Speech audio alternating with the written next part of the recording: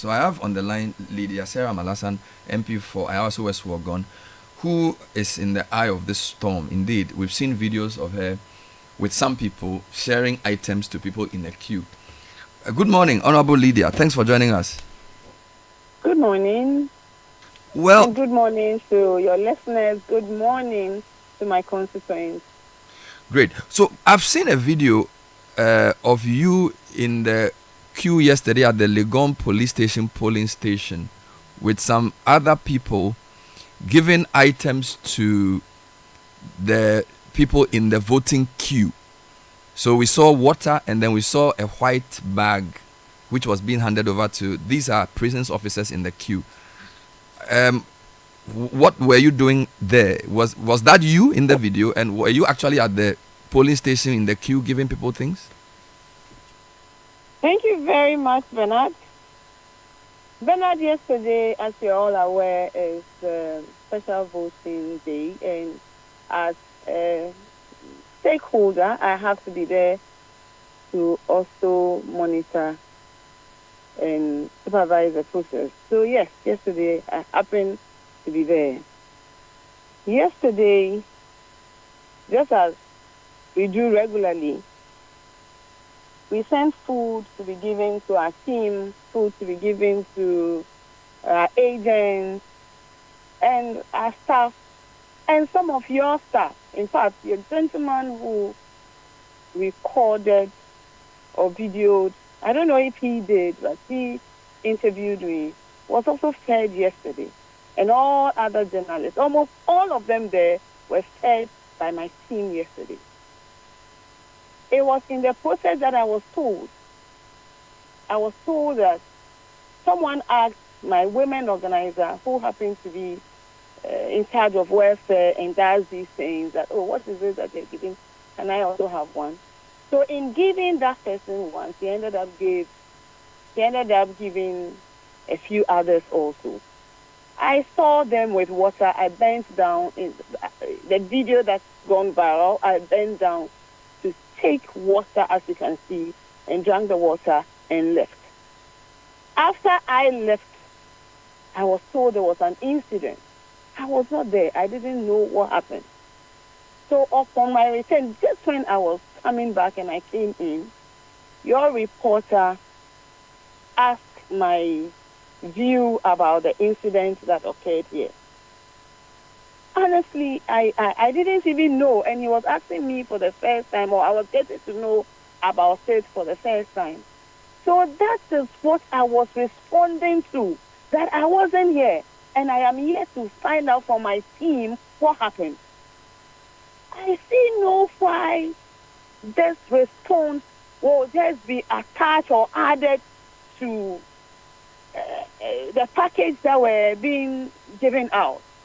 It was completely a different response, a different question that I was responding to. It was much, much later that I saw a video and all these things, and for my opponent to be mentioning and calling me names. Okay. So let's take it one by one. The video I'm referring to is a GH1 video. And in that video, a lady is wearing a dark blue dress. You are wearing a jeans trouser and a white top with a bag with a blue cap. And a gentleman is wearing a light green shirt. And I see about 6 prisons officials, another lady in jeans, and somebody in green. They are in a queue to vote. And the ladies with you. I have seen. Yes, I'm saying that. So that's the question I'm asking. I'm asking about that, because that is giving food to people who are about to vote. That is illegal. Then I said, one of them requested for the package that was being given out. And in giving it to him, the lady decided, out of a good heart, that others may also be in need of it, and so decided to give it out to them. And yes, I happened to be around. I took water, but the request didn't come to me. It was later that she told me that this is what, when all of this was going around, that she told me that this is what transpired. So, but Section 32 of the PNDC law on representation of the people is very clear that giving food or water or money to somebody who is about to vote, who is voting, or who has voted is a criminal offense called treating, and that should not be allowed. So, what the lady was doing there with you is actually a criminal offense. Are you aware? Hello, Bernard. Yeah, I'm saying that Section 34 of the PNDC law on representation of the people is very clear that giving people in a queue before they vote, during voting, or after voting, food, drink, money, or entertainment is a criminal offense called treating, and is an offense punishable either by a fine upon conviction or of a jail term. So it's a criminal offense to do what was being done there with you and the lady in that queue. Bernard, you didn't see me giving out food, giving out a package to the people in the queue. You didn't see me doing that. I took water, and so she was asked. It was a request that came to her, and in an attempt to provide that, she ended up giving to 2 other people, or 2, 3 or more other people in the queue. So yes, she will deal with it. Okay, but the law doesn't say whether if the person asks you or not. The law is clear that if you give somebody food or water or money whilst they are about to vote, during voting or after voting, is an offense. So whether she was asked or not does not arise. And you as an MP who is a lawmaker standing there seeing her do that and not doing anything about it is actually also a problem.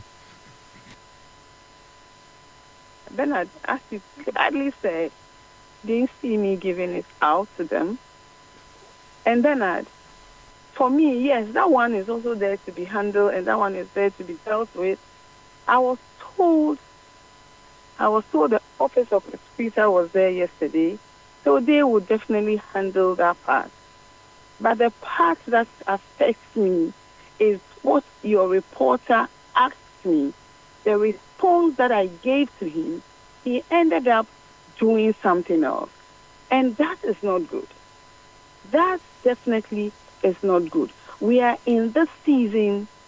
We must all be mindful about it. I am a person of peace. I continue to preach peace. I continue to demonstrate it. So when people do things that try to move away from that, it hurts me. It hurts me very, very much. Okay, let me understand what you're saying. You're saying that my reporter interviewed you afterwards on a different issue, but the story was presented as having been about the food sharing, for which you are not happy. And so no. So what is out there is like I was asked about that. I was there doing it. I was in the middle of it, and I denied it. Okay, so he was asking you a question about a different incident. Yes, and I said I wasn't there. I'm just coming. Fair enough. So that is clear. So I think that point has to be made. No, but I want that to be clarified. I want. Okay, so and that's why I put you on air. So you're saying that your response to our reporter, when he asked you whether you were there and you said you were not there, had to do with the security man who was allegedly. It was not even the security man. There was an incident that when the NDC raised an issue, there was an incident there, and that is what he was trying to clarify for me. And I responded to him that I wasn't even there. So for you to put that together and say that I was asked about food sharing, and I was right there in the middle, and I'm denying that I wasn't there. Okay, fair enough. So we have made the point that you did not deny that you were not there. You've actually admitted that you were there and you were drinking water. I've seen you in the video. The lady standing next to you is supposed to be your agent, correct? She's a women organizer. She's in charge of welfare, and it's her responsibility to ensure that the agents are reps and everyone concerned is fair. You see, we go there from morning and end up leaving there sometimes at 8, at 10. Yes. You can't keep people. Yeah, first, that practice, that welfare practice that your women organizer was doing is a criminal offense. And I'm putting it to you that whether she was there for welfare or not, the law says she can't do what she was doing. And she was doing it with you standing there, watching her as you drank water. And she gave about 5 people the same package. The law enforcers will handle that bit. But what I want to clarify is that your reporter misquoted me and misrepresented the case, and I want to make that clear. Yes, we will definitely correct that. But do you condemn the action of your women organizer because she was sharing food to security people in a queue? I do. Before the vote. I'm saying that I'm glad the law enforcers were there and they will handle it. But the law enforcers were the one collecting the food, so how would they handle it? The special prosecutor was there also. But is this a practice that has to stop? Because when you said this is something that is normal, but clearly it's a violation of the law. The normal practice that I said is that both parties across this country, we make provision for officers who are coming there to work. We make provision for even journalists who are coming there to work. And ask your reporter if we didn't provide that for him. Well, I cannot confirm that here because you are not supposed to give. Yes, you are not supposed to give. You are not supposed to give. No. You don't have any evidence that my reporter took anything from you. So I don't think it's fair for you to come on there and say my reporter took food from you. The video evidence is very clear. Your women organizer was giving items to people in a queue to vote. That's the evidence we have. That's what we are dealing with. Whether I give people afterwards is not really the issue. And I'm asking, as a lawmaker, are you aware of this law? And do you condemn the action of a women organizer because it sets a wrong example? You should not be giving people food in a queue to vote. I do it all certain times. And that I'm glad special prosecutor was there and they will handle it. They are handling it. That is why they came there and they will investigate it and they will handle it. Now, even my reporter did not take direct food from you. In fact, we've spoken to him. What did he say? So, according to Samuel Akom, the food was given to the district commander who was there by Madam Seiram's team, after which the district commander called the reporters who were on duty to his office and distributed the food. So, that's not people voting in a queue that they were collecting food. So, when people are doing things out of good heart, people are doing things, they see that as my mother, they have been there since morning. They needed to refuel. And if we do that, should that be used against us? No, you can't. Whatever you are doing out of a good heart should also conform to the law. So, I think the voting area is a security area. It's a special area. So to be seen to be giving people who are about to vote food, that's why the law states that explicitly. I'm not the one writing the law. So there are other ways of making people comfortable, but to the extent that the law is clear that when somebody is about to vote or is voting or has just finished voting, they should not be given those items. I'm not the one creating it. It's a law that was passed and it's part of our laws. So as an MP, you should be condemning the actions of your women organizer and asking that nobody should do that. I did that, Bernard. I did that. So can we take it that going forward? Can we take it that going forward, this practice will not continue of sharing food at polling stations? Bernard, you cannot completely stop that because there are officers, there are your own team that must be fed. No, we have not asked you to feed anybody. We feed our people, and I'm sure the people who put the EC officers, they also feed them. It's not your responsibility to feed anybody at a polling station. It's not part of your job. Hello? Hello, Bernard. Yes, I'm saying that, yes, people have to be fed, but there are people who send them there who feed them. It's not your job to feed them. Bernard, ask your people. Ask them what transpired yesterday. Ask them if they didn't go asking for food. Ask them. Ask them. Bernard, I asked for the officers, yes, I condemn that. And for the other staff and other teams, it's a practice. And I don't think that you would want your agents who are going to sit there from morning till sometimes midnight to be seated there without being fed. Fair enough. How would they survive? Well, the people who send them there will decide. And also, let it not seem as if I'm picking on you. It's because a video has come out with you in it. You've said that this is something many people do. And so maybe this is a good example for us to educate the world that a democracy of 31 years old should not be seen handing food, drinks, and whatever to people who are about to vote, particularly men in uniform. It sends a very bad picture about the kind of democracy we have. A good heart notwithstanding, we cannot treat people in this way and expect that people will believe that we are practicing the right democracy. It's wrong. Yes?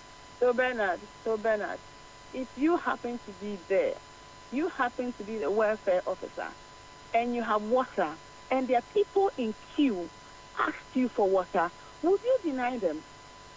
So maybe let me make it practical. Bernard, maybe if there was Bernard, just give me that response. I wouldn't send the water there, so I can't even answer. What I'm saying is that if there was if you go to a voting booth, everybody has a responsibility. The reporter's job is to go and cover what's happening. The voter is to vote and go home. The agent is to observe the process and report it. There's no role for a welfare officer in that process. That welfare officer is your internal arrangement. And whatever the welfare officer does should not violate any law. So as for me, whether I will give somebody water or not is not really the question. We are saying that our voting process should be clean and given particularly security officials, which is the problem. This is special voting. So imagine if we have just normal Ghanaians. If security officers need food for standing in the queue for 20 minutes, then what do ordinary unemployed Ghanaians demand? And how can we continue? That's the point. So it's not about me picking on you, and it's not about me trying to be unreasonable. The law is clear, and we must all obey it. That's just how to build a democracy. Simple. Are you there? Dad, I am here. And as I said, you're trying to defend your guy, but I've made my point, and I thank you for the opportunity. Thank you for clarifying as well, and also the error the reporter committed is regretted and the right corrections will be made. I can assure you of that. But there appears to be a deliberate attempt by my opponents to constantly pick on me, constantly insult me at the least opportunity. Not too long ago, we were all in this country when this gentleman was given opportunity to express himself at an event. He picked on me and started saying things. A woman who is still in pain with so many children. My children are in school. This young man sat on TV and said that I killed my husband for votes. But those allegations were not made here and should not be repeated. Actually, they shouldn't be repeated. If those allegations were made, they are completely unacceptable and despicable. Sat on your TV and mention names and use words that I can't even repeat here. And this same young man is the one who wants to lead this constituency. My constituents are... I am a woman of peace. They do all this. I continue to maintain the peace. I respect my constituents. I wouldn't do anything that will tarnish this high-end reputation. This constituency is an elite constituency. We have all kinds of people here. Let's respect them. All right.